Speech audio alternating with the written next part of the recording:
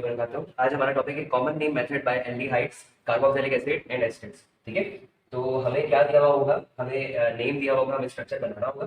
ठीक है, पेपर में ये एक अलग सेक्शन में आता है, तो इसकी आपने प्रिपरेशन करनी है। लेकिन ये वीडियो टॉपिक स्टार्ट करने से पहले मैं आपको कुछ बेसिक्स बता दूं कि मेरे पास एक चीज होती है स्टेम। ठीक है, हम पढ़ते आ रहे हैं स्टेम क्या होती है। तो मैं आपको ये बताना चाहता हूँ कि अगर एक कार्बन हो तो हम उसको पहले कहते थे मैथ। ये कॉमन नेमिंग मेथड एक अलग होता है, आईयूपीएसी नेमिंग मेथड अलग होता है। तो कॉमन नेमिंग में हम वन कार्बन को कहते हैं फॉर्म, FORM फॉर्म। दो कार्बन आइटम्स हो तो हम कहते हैं ACET एसिड। सही, जैसे होता है एसिटिक एसिड, तो उसमें दो कार्बन आइटम्स होते हैं एसिड। तीन कार्बन आइटम्स हो तो हम कहते हैं प्रोपियोन, प्रोपियोन। चार कार्बन आइटम्स हो तो हम कहते हैं ब्यूटाइल, ब्यूटाइल। पांच कार्बन आइटम्स हो तो हम कहते हैं वेलर, जैसे कहते हैं ना वेलेरिक एसिड, तो पांच कार्बन आइटम्स होते हैं उसमें। छह कार्बन आइटम्स हो तो हम कहते हैं कैप्रो, कैप्रो। ठीक है, तो ये बात आपने याद रखनी है। इसके साथ हम सफिक्स जो स्टार्ट यूज करते हैं वो हम, एक तो मैंने आपको बताया, इसमें क्या बताया, स्टेम बताया। एक बात बतानी है सफिक्स की। सही, सफिक्स की बात बतानी है। तो सफिक्स में हमें कार्बोक्सिलिक एसिड ग्रुप जो होता है COOH वाला, उसका सफिक्स होता है आईसी एसिड। वैसे क्या होता था, आईपीएसी नेमिंग में होता था ओआईसी एसिड, ओइक एसिड। यहाँ पे होता है एक एसिड या आईसी एसिड। ठीक है, इसके अलावा एस्टर की बात करें, ESTER एस्टर, तो एस्टर में हम 8 कहते हैं। सही, ATE 8। और वहां पे कहते थे O8, O भी लगाते थे यहाँ पे। एल्डिहाइड का सुन लें आप, एल्डिहाइड, एल्डिहाइड में कहते हैं, एल्डिहाइड को एल्डिहाइड ही कहते हैं। ठीक है, एल्डिहाइड। सही, स्टार्ट करते हैं हम अपनी एग्जाम्पल्स से। एग्जाम्पल्स हमारे पास,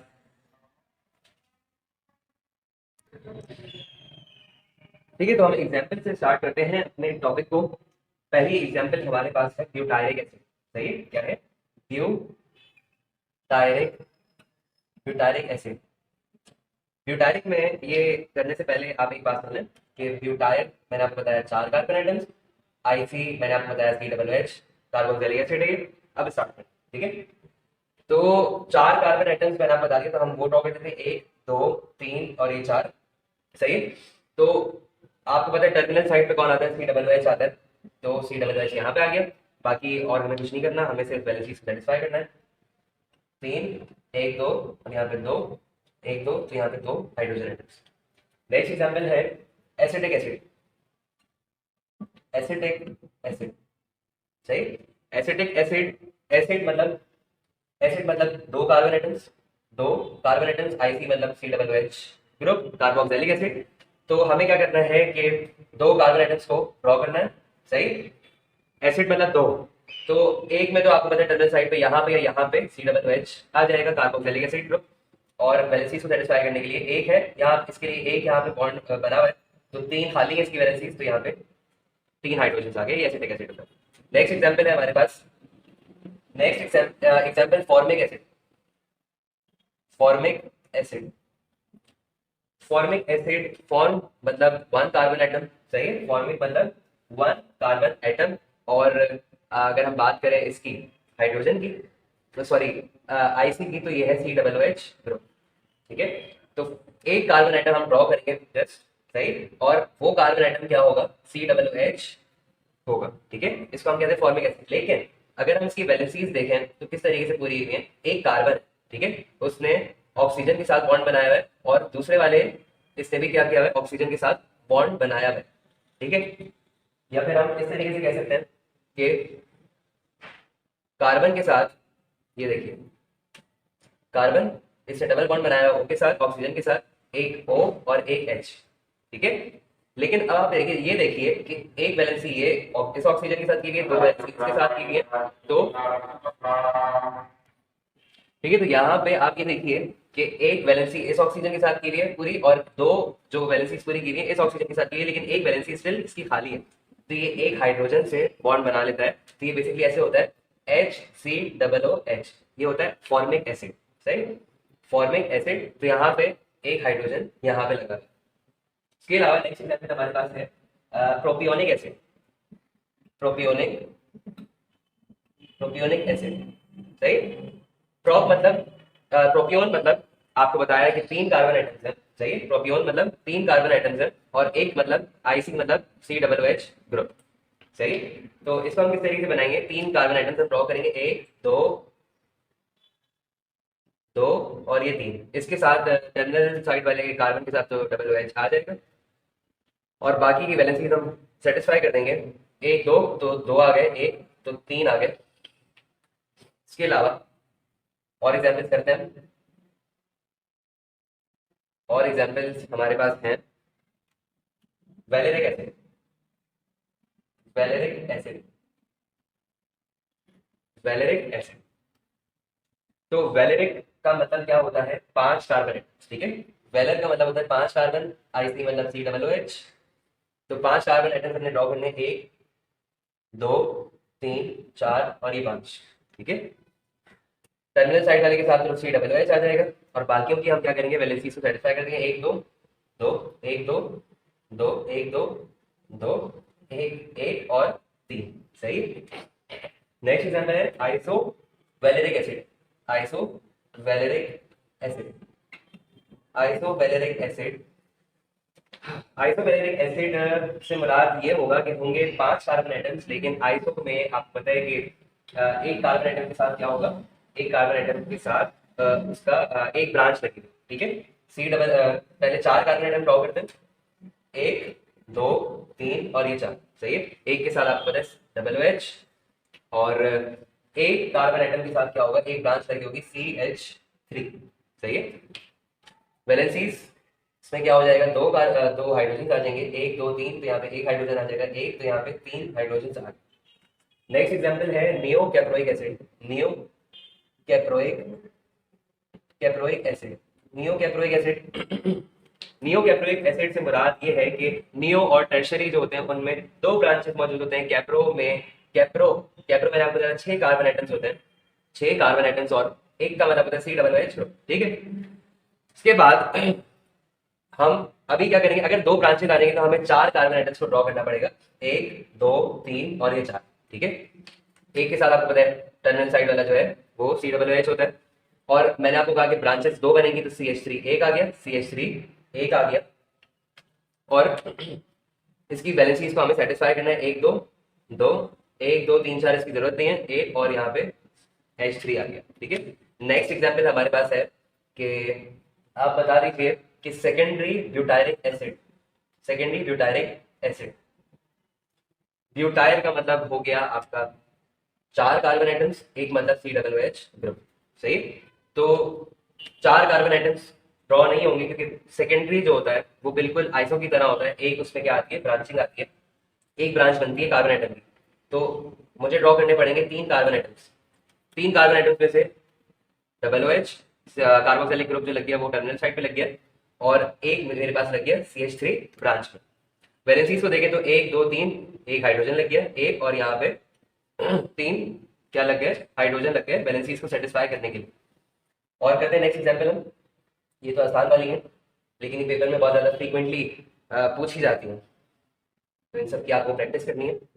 एग्जाम्पल है हमारे पास इथाइल एसीटेट। अब हम कार्बोक्सिलिक ग्रुप से निकल के आ गए हैं एस्टर पे, तो ethyl acetate, acetate sorry, ethyl acetate क्या आ गई, एग्जाम्पल है इथाइल एसीटेट।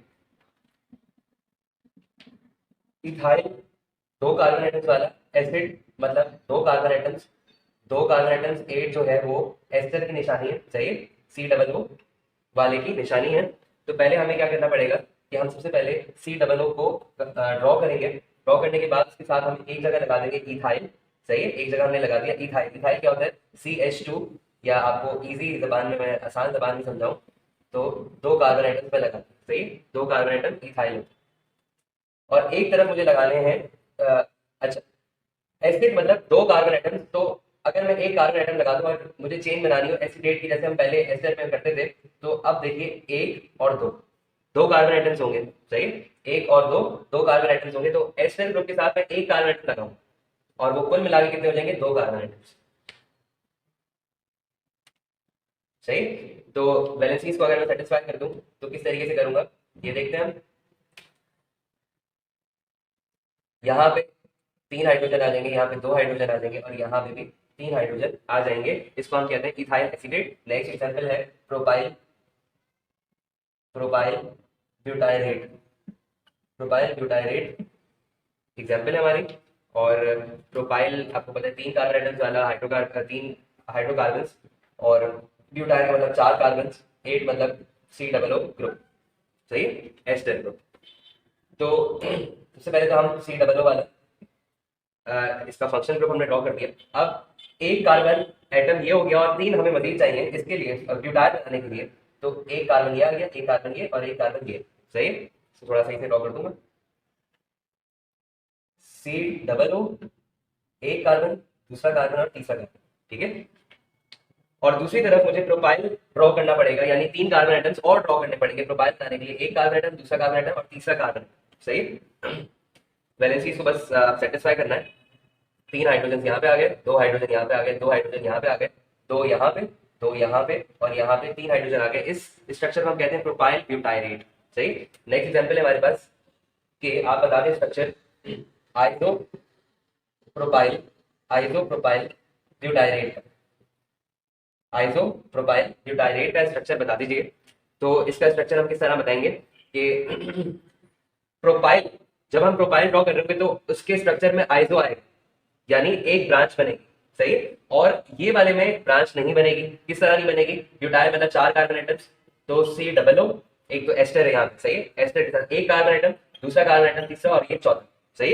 ये हो गया ब्यूटायरेट, ये हो गया ब्यूटायरेट। अब कहानी किसकी है? आइसोप्रोपाइल की।